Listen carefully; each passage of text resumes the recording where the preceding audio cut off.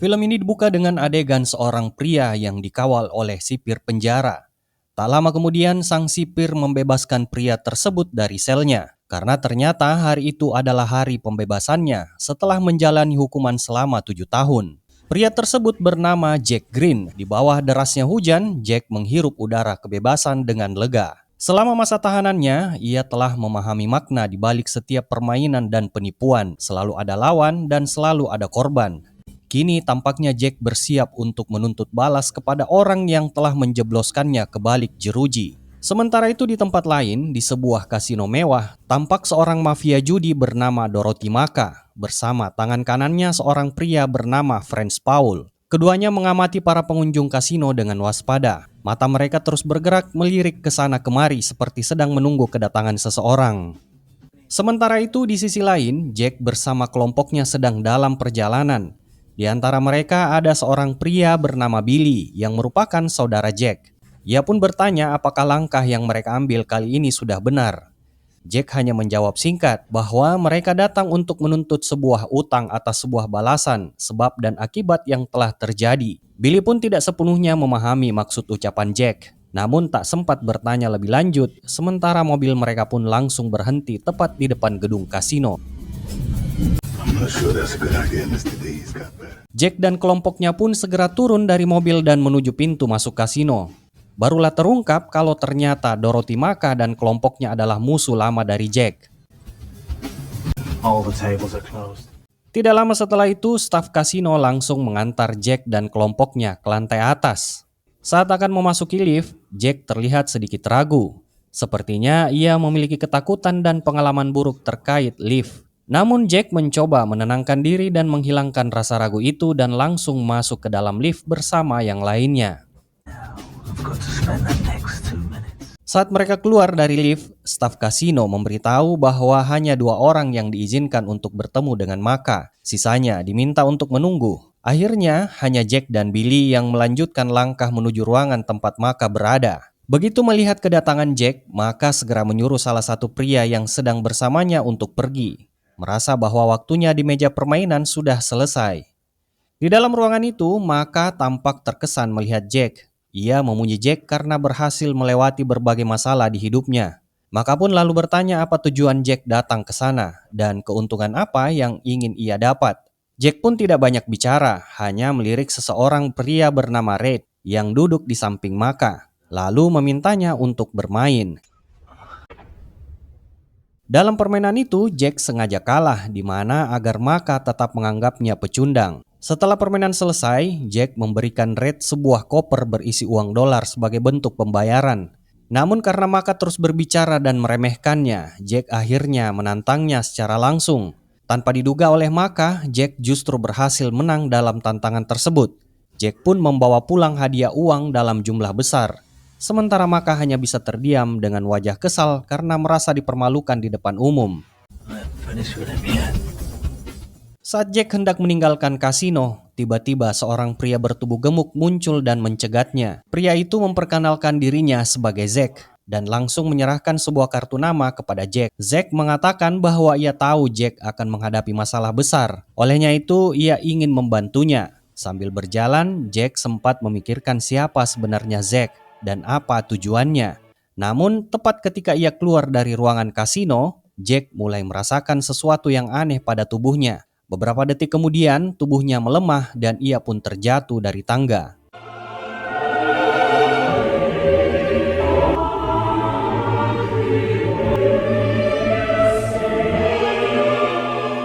Di sisi lain, Maka yang masih diliputi amarah setelah dipermalukan oleh Jack di depan umum, ia pun meluapkan kekesalannya kepada Paul tangan kanannya. Tak ingin harga dirinya diinjak, Maka langsung memerintahkan Paul untuk memburu Jack dan kelompoknya itu. Ia juga meminta Paul menghubungi seorang pria bernama Shorter.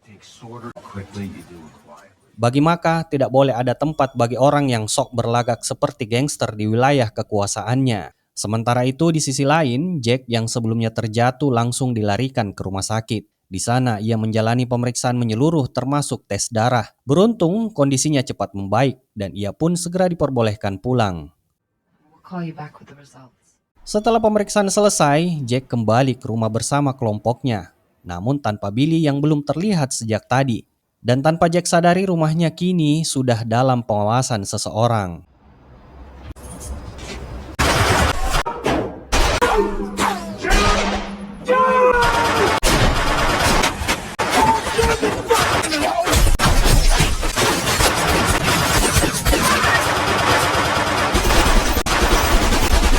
Get the car!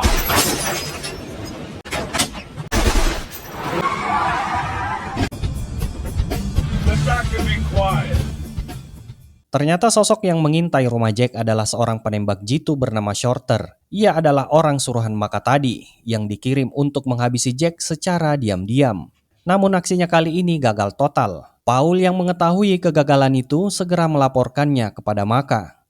Mendengar laporan itu, Maka meledak emosi. Ia tidak habis pikir bagaimana bisa Shorter yang dikenal selalu tepat sasaran bisa gagal dalam menjalankan tugasnya. Begitupun dengan Shorter sendiri juga tampak bingung. Baginya ini adalah hal yang tidak masuk akal. Selama ini ia tak pernah meleset. Tapi kali ini untuk pertama kalinya tembakannya tidak mengenai sasaran. Di tempat lain, Zack membawa Jack yang berhasil selamat ke sebuah bar. Di sana, Zack memperkenalkan Jack kepada kelompok anggota gengnya yang dikenal dengan nama Avi.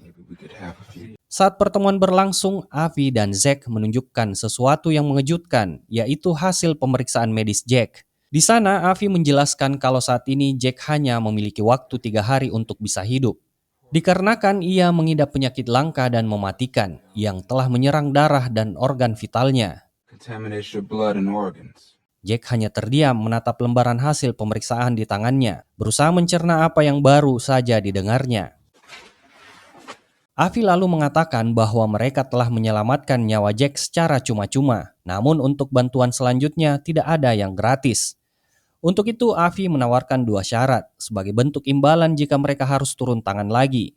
Dalam hati Jack mulai merasakan kalau dirinya dimanfaatkan. Namun sekali lagi Jack hanya bisa diam. Every penny you have got. Kemudian Zack mengatakan syarat yang pertama yaitu Jack harus memberikan semua harta yang dia peroleh sekecil apapun itu pada geng Avi dan Zack. Dan syarat yang kedua yaitu Jack tidak boleh membantah apapun yang diperintahkan oleh Zack serta mematuhi semua yang diucapkannya, termasuk menjawab semua pertanyaan yang dikatakan oleh Zack. Dikarenakan waktu yang terbatas, Avi memerintahkan Jack untuk mengikuti 2 persyaratan tersebut. Sebab Avi tahu kalau saat ini Maka dan anak buahnya sedang mengincar nyawa Jack. Jadi mereka menawarkan dan bersedia untuk melindungi Jack. Mereka pun memberikan waktu 3 jam untuk Jack mengambil keputusan. Jack kemudian mengunjungi rumah sakit tempat dia pernah diperiksa. Sesampainya di sana, ia langsung menemui dokter yang menangani dirinya. Sang dokter pun menyampaikan bahwa Jack didiagnosis mengidap penyakit darah langka. Namun pikiran Jack dipenuhi keraguan. Ia tidak percaya pada vonis tersebut. Tanpa pikir panjang, Jack langsung menuduh sang dokter telah bersekongkol dengan geng Avi serta Zack. Saat itu Jack langsung menodongkan pistol sambil bertanya apakah sang dokter menerima uang suap. Namun dokter tersebut mengaku tidak tahu apa yang sedang dibicarakan Jack. Menyadari situasinya, Jack mencoba menenangkan diri dan akhirnya mengurungkan niatnya untuk menembak sang dokter. Sementara itu nampak Shorter telah berada di kediaman Maka. Di sana Maka bertanya mengapa kali ini ia bisa gagal menembak 3 kali. Shorter hanya menjawab bahwa tadi ia sempat ragu. Namun Maka menegaskan bahwa ia membayarnya karena keahlian menembaknya, bukan karena perasaannya. Jadi sebaiknya Shorter bisa tetap fokus pada tujuannya. So if you could restrain those feelings until you've completed, I would be most. You think you could do that for me? Sure. Sore harinya, setelah keluar dari rumah sakit, Jack kembali menemui Avi dan Zack. Ia membawa sebuah tas berisi uang, sesuai dengan syarat pertama yang telah disepakati. Mereka pun setuju untuk membantu Jack. Setelah itu, Zack memberinya pekerjaan pertama dan menyerahkan kunci mobilnya kepada Jack. Kali ini mereka pergi menemui seseorang yang ingin berutang. Di sana terungkap bahwa Avi dan Zack ternyata adalah rentenir kelas kakap. Setibanya di tempat si peminjam, Avi menyuruh Jack untuk menyerahkan tas berisi uang kepada orang tersebut. Seperti halnya utang pada umumnya, bunga yang dikenakan pun tidak main-main besarnya. Setelah urusan selesai, mereka kembali pulang. Dalam perjalanan, Avi dan Zack mulai bertanya tentang siapa sebenarnya Maka dan apa hubungan Jack dengannya. Jack pun menjelaskan bahwa Maka adalah seorang mafia judi yang sangat licik. Ia memiliki banyak anak buah yang patuh serta banyak asisten tangan kanannya yang terkenal ganas. Selain itu juga Maka menguasai berbagai wilayah dan telah mengendalikan para penjudi hebat. Namun satu persatu dari mereka mulai menyerah, hingga pada akhirnya Jacklah yang diminta untuk ikut terlibat meskipun Jack sebenarnya sama sekali tidak ingin membantu. Namun setelah anak buah Maka mengancam Billy dan putrinya, Jack akhirnya setuju untuk terlibat dalam permainan tersebut. Saat permainan dimulai, Jack berhasil mengalahkan lawannya yang bernama George. Tapi setelah kalah, George malah menghina ibu Jack layaknya seekor keledai. Karena tersulut emosi, Jack pun langsung menembaki kaki George. Namun tiba-tiba suasana di area permainan berubah menjadi kacau. Uang taruhan yang ada pun lenyap begitu saja. Akibat insiden tersebut, Jack dijadikan kambing hitam dan harus mendekam di penjara selama 7 tahun. Tak berhenti di situ, anak buah Maka juga melayangkan ancaman kepada kerabat Jack, yang pada akhirnya menyebabkan kematian istri dari sepupunya. Saat itulah Jack menyadari bahwa semua kejadian keji ini telah direncanakan dengan matang oleh Maka. Pada malam harinya, Maka dan Paul mendatangi kediaman rekan bisnis mereka yang bernama Gold untuk meminta penangguhan waktu. Namun ternyata Gold sedang tidak berada di tempat. Di sana hanya ada Lily Walker, si asisten pribadinya, bersama seorang ajudan. Maka pun menyampaikan permintaan penangguhan kepada Lily, karena ia belum bisa membawa serbuk putih yang dijanjikan. Namun Lily tidak banyak bicara, ia hanya memperingatkan Maka bahwa Gold tidak bisa memberikan waktu lebih lama, sebab di luar sana masih banyak orang yang ingin bekerja sama dengannya.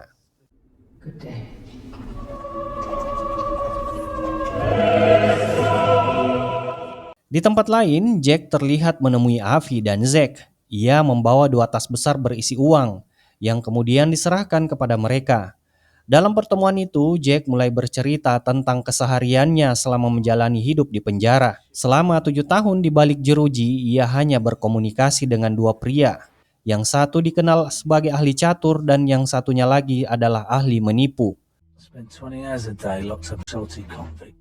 Mereka bertiga menjalin komunikasi secara diam-diam melalui buku-buku dari perpustakaan keliling di dalam penjara.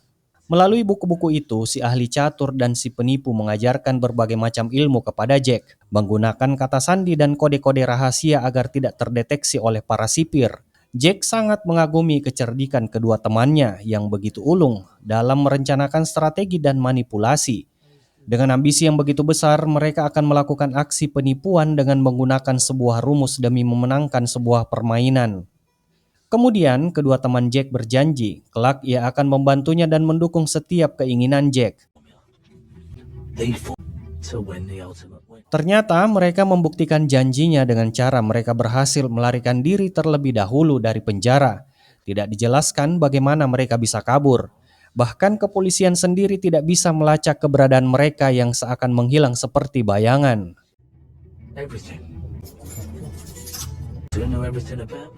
2 tahun setelah kedua temannya menghilang, Jack akhirnya dinyatakan bebas dari penjara. Ternyata kedua teman penjaranya itu mengetahui sisi gelap Jack. Mereka tahu kejahatan yang pernah ia lakukan, bahkan tahu persis di mana ia menyembunyikan uangnya. Saat Jack akhirnya mendapati bahwa simpanannya telah raib, ia sadar uang itu telah diambil oleh mereka. Tak ada jejak, hanya satu pesan yang ditinggalkan. Bermainlah dengan lawan yang lebih cerdas.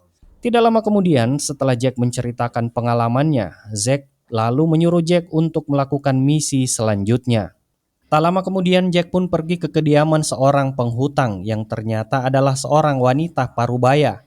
Namun saat berada di sana, Jack tak sanggup merampas satupun harta milik wanita itu. Ketika Zack menelpon untuk menanyakan perkembangannya, Jack menjawab bahwa tak ada apapun yang bisa diambil. Rumah itu hanya berisi televisi rusak dan seekor anjing. Meski Zack sempat menyuruh Jack untuk mengambil anjing, Jack menolak melakukannya. Dan pada akhirnya Zack menyuruh Jack untuk meninggalkan tempat itu. Sebelum Jack pergi, ia justru meninggalkan beberapa lembar uang untuk wanita tua itu. Siapa tahu saja uang tersebut akan dia gunakan untuk membayar hutangnya kepada Avi. Setelah itu, Jack melanjutkan perjalanannya ke sebuah kantor bernama Horowitz untuk menagih hutang. Sementara itu, di sisi lain, Avi dan Zack tengah melancarkan misi mereka mencuri sekotak serbuk putih milik Maka. Saat Jack kembali, Zack langsung bertanya apa saja yang berhasil ia dapatkan dari si wanita tua dan dari Horowitz. Jack mengatakan bahwa ia tidak mendapatkan apa-apa. Menurutnya, kedua target mereka memang tidak memiliki apapun yang bisa disita atau digunakan untuk melunasi hutang. Mendengar hal itu, Zack pun geram dan berkata bahwa jika Jack gagal menagih, maka Jack sendirilah yang harus menanggung pembayaran tersebut. Namun bagi Jack tak masalah jika memang ia harus membayarnya sendiri. Hold tight, Mr. Green.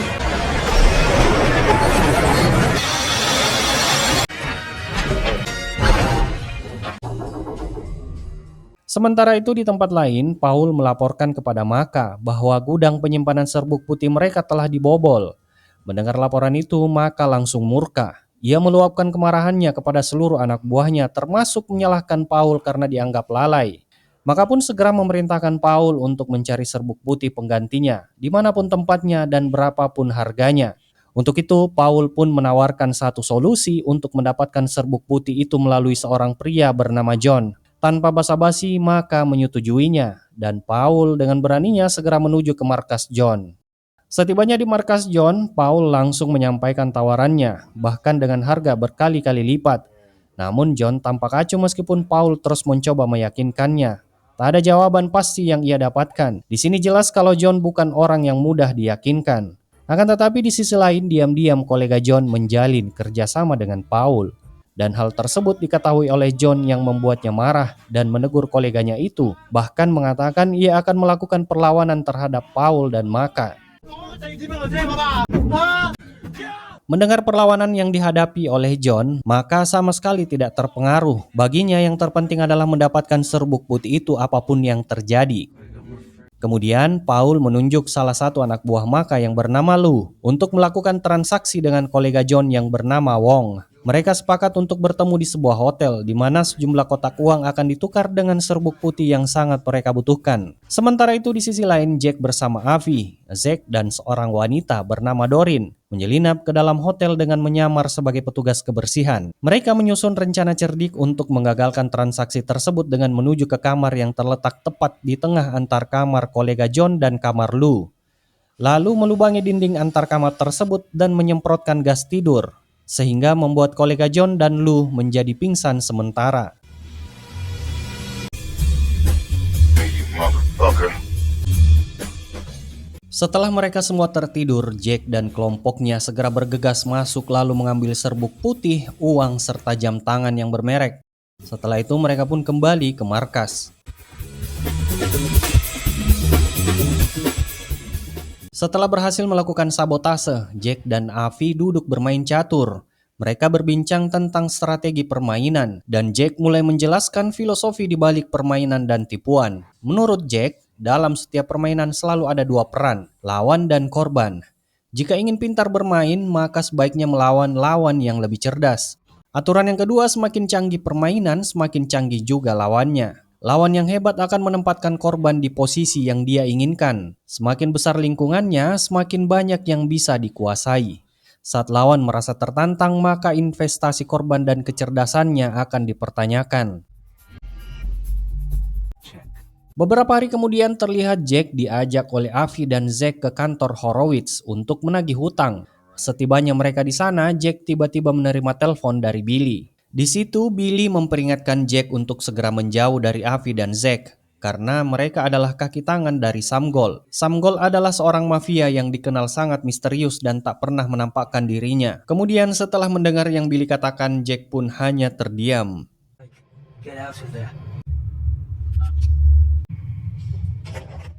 Setelah selesai menerima telepon dari Billy, Jack pun masuk ke dalam kantor Horowitz. Di dalam, ia mendapati Zack sedang mengancam seorang pria parubaya dengan pistol. Tanpa ragu, Zack lalu meminta Jack untuk menembak salah satu karyawan sebagai bentuk tekanan, bukan untuk membunuh, hanya untuk melukai dan memeras, namun Jack tetap menolaknya. Saat Avi mulai memaksa dan mendekati Jack, Jack spontan mengarahkan pistol yang diberikan Zack ke arah Avi. Namun saat menarik pelatuk pistol itu, ternyata kosong tanpa peluru. Di sisi lain, Avi justru memegang pistol aktif tersebut. Setelah tersadar akan jebakan yang menimpanya, Jack mendatangi rumah Billy karena khawatir akan keselamatan putri Billy. Namun Billy menenangkannya, meyakinkan bahwa putrinya baik-baik saja. Justru menyarankan Jack agar lebih memikirkan kondisi kesehatannya sendiri. Jack pun memutuskan untuk memeriksakan diri ke dokter. Hasilnya sungguh mencengangkan. Vonis kesehatan yang sebelumnya diterimanya ternyata salah total. Dari situlah Jack mulai memahami semuanya. Seluruh kejadian yang ia alami ternyata telah direkayasa oleh Avi dan Zack. Semua itu dilakukan untuk menguji batas ketegasan, keberanian, dan kontrol diri Jack. Hal ini jelas terlihat ketika Avi menembak ke arah karyawan Horowitz, namun tembakannya ternyata sengaja dilepaskan meleset. Selain itu, ternyata uang yang sebelumnya Jack berikan kepada Avi dan kelompoknya diam-diam telah disumbangkan kepada wanita tua yang pernah ia datangi. Wanita itu kini sudah memiliki cukup uang berkat bantuan dari Avi dan rekan-rekannya. Namun Jack tak pernah mengetahui kebenaran ini. Ia merasa telah dipermainkan dan dijadikan alat oleh Avi dan Zack. Why didn't you want him to know? Di sisi lain, Paul melaporkan hasil investigasinya kepada Maka bahwa seluruh aksi perampasan serbuk putih ternyata merupakan ulah John. Kabar itu membuat Maka semakin murka. Namun ia tetap memerintahkan anak buahnya untuk memprioritaskan satu hal, yaitu menangkap Jack. Tak butuh waktu lama, pasukan Maka mulai memburu Jack dengan perlengkapan dan persenjataan lengkap. Namun anehnya, Jack masih saja tidak tertangkap.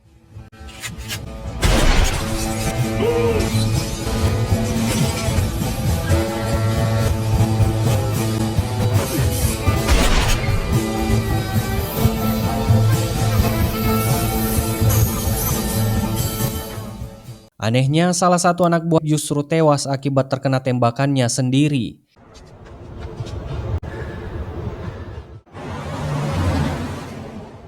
Jack yang berhasil lolos kemudian langsung menemui Avi dan Zack pada malam harinya.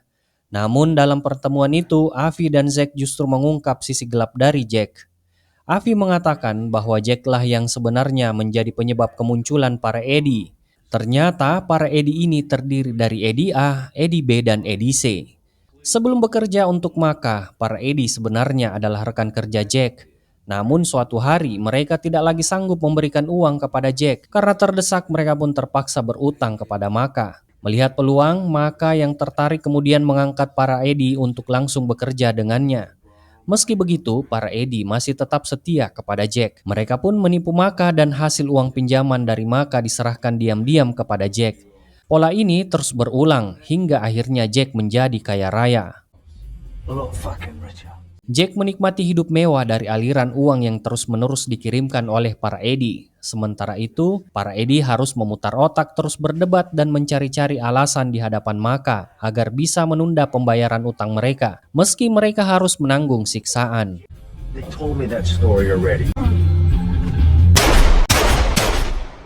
Hingga akhirnya para Eddie tewas di tangan kanan Maka, yaitu Paul, yang menjalankan perintah dari Maka. Dengan kata lain, Jack berhasil membunuh mereka hanya lewat kata-kata bijak dan manipulasi halusnya. Di tempat lain, Maka yang sedang menikmati makan malam bersama rekannya ketika salah satu anak buahnya yang sebelumnya memburu Jack datang menghampiri. Namun karena tidak membawa hasil apapun, Maka pun tampak kesal dan kecewa.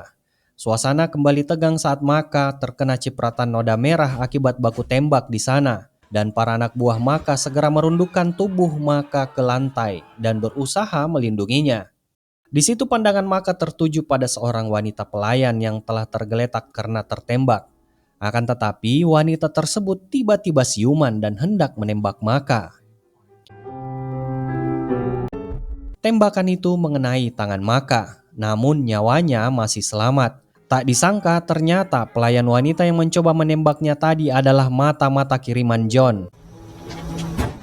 Karena merasa dihianati dan dipermalukan, maka langsung memerintahkan Shorter untuk membalas serangan tersebut. Tugasnya jelas, habisi semua anak buah John. Tanpa banyak tanya, Shorter langsung bergerak ke lokasi John. Terlintas di pikiran Shorter kalau ia punya misi tambahan, bukan hanya anak buahnya yang harus tewas. John sendiri juga harus dihabisi.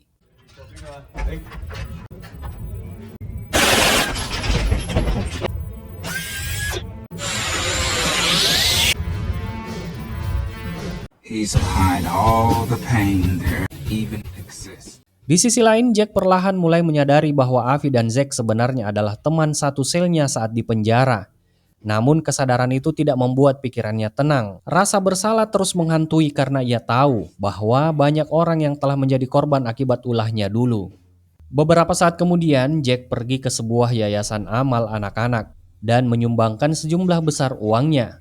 Namun di sana ia mencantumkan nama Maka sebagai donatur. It hurts him. Namun malam harinya saat pikirannya masih kacau, Jack justru mendatangi rumah Maka dengan membawa pistol. Niatnya jelas membunuh Maka. Saat di hadapan Maka entah mengapa ia tak sanggup menarik pelatuknya. Meskipun suara-suara dalam kepalanya terus memaksanya untuk mengakhiri segalanya malam itu juga. Jack akhirnya mengurungkan niatnya untuk membunuh Maka dan memilih keluar dari kamar Maka. Tak lama setelah itu, Maka terbangun dan segera menyadari bahwa Jack berniat membunuhnya. Tanpa buang waktu, Maka mengejar Jack dengan pistol di tangannya. Saat Maka menemui Jack, ia langsung mengarahkan pistolnya ke tubuh Jack. Namun yang mengejutkan, Jack hanya berdiri diam, seolah tidak takut sedikit pun. Ia tak melawan, hanya tersenyum kecil sambil menatap mata Maka tanpa berkedip. Maka yang sudah kalah mental pun justru menangis tidak jelas dan tidak sanggup mengarahkan tembakannya ke arah Jack. Hingga kemudian Jack pun pergi meninggalkan Maka begitu saja. Keesokan paginya Maka masih terbayang dengan kejadian semalam tentang Jack terus mengganggunya. Tidak lama kemudian Paul datang masuk ke ruangannya dan melaporkan bahwa John beserta anak buahnya sudah tewas. Dengan begitu tidak ada lagi hambatan untuk Maka dalam mencari serbuk putihnya. Paul juga menyampaikan informasi akan donasi yang masuk ke yayasan anak-anak dengan menggunakan nama Maka. Selain itu juga Paul mengatakan bahwa hilangnya serbuk putih milik Sam Gold bukanlah ulah John, melainkan tindakan Jack. Mendengar hal itu, Maka langsung merasa sangat marah. Tanpa ragu, ia memerintahkan Paul untuk memburu Jack. Maka juga mengarahkan Paul untuk mengancam saudara Jack, serta membawa Shorter untuk melakukan ancaman tersebut. Tak lama setelah itu, Paul bersama Shorter dan beberapa anak buah Maka sudah tiba di rumah saudara Jack yaitu Billy untuk melaksanakan perintah Maka. Di rumah Billy, Paul langsung meminta agar Billy jujur dan memberitahukan di mana keberadaan Jack. Namun Billy mengaku tidak tahu. Mendengar itu, Paul menjadi semakin marah dan memerintahkan anak buahnya untuk menyiksa Billy. Saat Paul bersiap untuk menyiksa putri Billy, tiba-tiba Shorter berubah pikiran. Ia tidak ingin melihat anak kecil terlibat dalam kekerasan dan penderitaan misinya. Turned to nowhere, sorta shot him.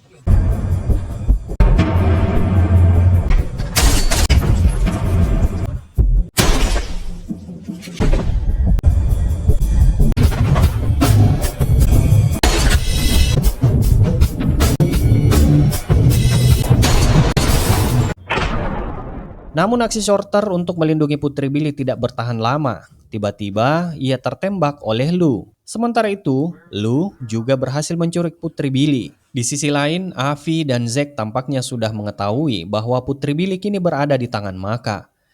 Mereka pun merencanakan pertemuan antara Jack dan Maka dengan membawa serbuk putih milik Sam Gold sebagai imbalannya. Avi dan Zack menunggu di lobi, sementara pengawal mengantarkan Jack menuju pertemuan dengan Maka. Terlihat Jack datang dengan tas berisi serbuk putih milik Sam Gold tanpa membawa persiapan senjata apapun.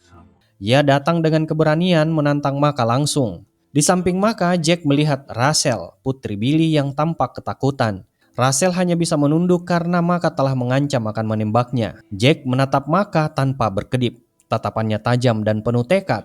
Seolah-olah pandangan Jack mampu menghipnotis mental Maka, membuatnya merasa terguncang, namun bukannya menembak Russell atau Jack. Maka justru mengarahkan pistol ke arah dirinya, lalu menembak dirinya sendiri. It's you. Dan dengan begitu film pun selesai. Terima kasih sudah menonton, semoga kalian terhibur. Sampai jumpa di alur film seru lainnya, and bye-bye.